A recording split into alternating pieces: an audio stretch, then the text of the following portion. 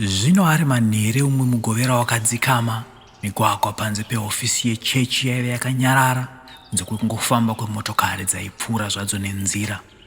Ipapo mufundisi James akanga akagara zvake muhofisi yake, chiedza chemwenje chichiwaridza mumapepa emashoko ake uye zvekare nemubhaibheri rake.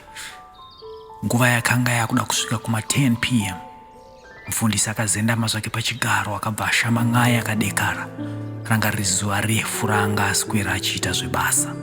Akanga aneta zvino uye akanga oda kuti achienda zvake kumba. Asi asati abuda akafunga kuti regai ndifonera adzimai kuti ndivazivise kuti ndapedyo nekuuya kumba.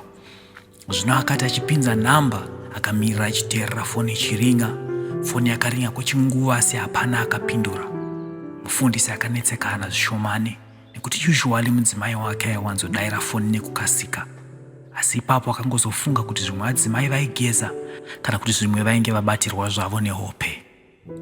Pastor James akafunga zvekuzama kufona zvekare mukati memaminitsi mashoma.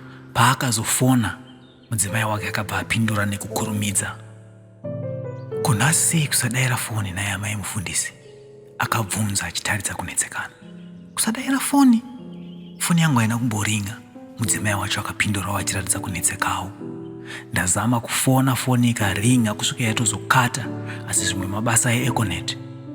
Pastor James akangozobva abvumiranawo nezvaitaura wadzimai vake, asi mwoyo make akasara nekakunetsekana. Zvino wakazoti wava muvhuro mangwanani, zuva rakasvika nebasa rakawanda. Pastor James akanga akagara muofisi yake achifonera vamwe vanhu. Apa foni yake yakabva yatangawo kurira. Almighty God Tabernacle, Pastor James ari kutaura. Akapindura zvake ane mufaro. Kune rumwe rutivi rwefoni kwaiva nezwi risina kugadzikana richitaura. Ndanga ndichishaya kunzwisisa sei makandifonera mugovera usiku.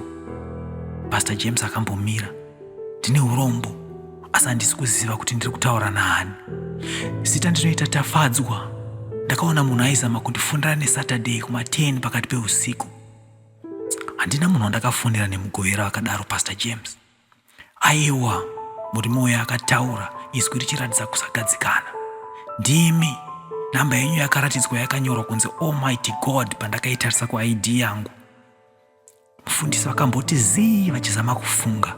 Vakabva varangarira usiku wemugovera. Ndinoyeuka, akazotaura aine unyoro. Ndakanga ndichiedza kufonera adzimai wangu, asi zvinoita sekuti ndakakanganisa namba yekubaya ndichibva ndabaya yenyu, ndinokumbira ruregerero. Murimo uyo akaseka zvishomane achiratidza kurerukirwa nemazwi amufundisi. Aiwa, hamuna kutadza, makatondiponesa mufundisi. James akanzwa kurerukirwa nekufara, kunyange akanga asina zvake kunyatsonzwisisa kuti chii chaitika. Ndokubva abvunza zvikanzi chii chamunoreva.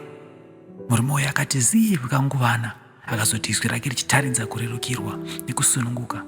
Ndanga ndava kutoronga kuzviuraya usiku ihwo. Zvinhu zvakange zvisina kumbondimirira zvakanaka mufundisi. Ndainge ndakatobata tambo yekuzvisungirira, asi ndakanyengetera ndikati, Mwari kana muripo, muchida kuti ndirarame, ndiratidzei chiratidzo. Panguva iyoyo foni yangu yakabva yatanga kurira. Pandakatarisa foni ndakabva ndaona namba yakanyorwa yakanzi Almighty God. Zvino ndakavhunduka. Handina kuziva kuti ndakanga ndakaseva namba yenyu nezita rechechi. Ndakabva ndatya ndikati ichi chiratidzo chikuru. Ndakabva ndasiya pfungwa yekuzviuraya, asi ndakachema usiku wese. Pastor James akamira achitora pfungwa. Izwi rake rave kuzadzwa nechirevo. Mwari ane chinangwa neupenyu hwenyu, hama yangu.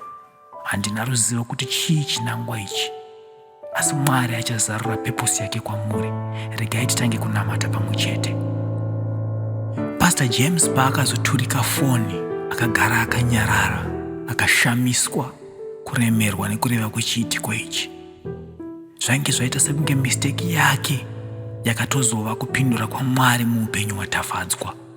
Usiku ihwohwo paakaudza nyaya yaye kuna adzimai wake, vese vakashamisika nezvishamiso zvinotaridzwa naMwari pakushanda kwake.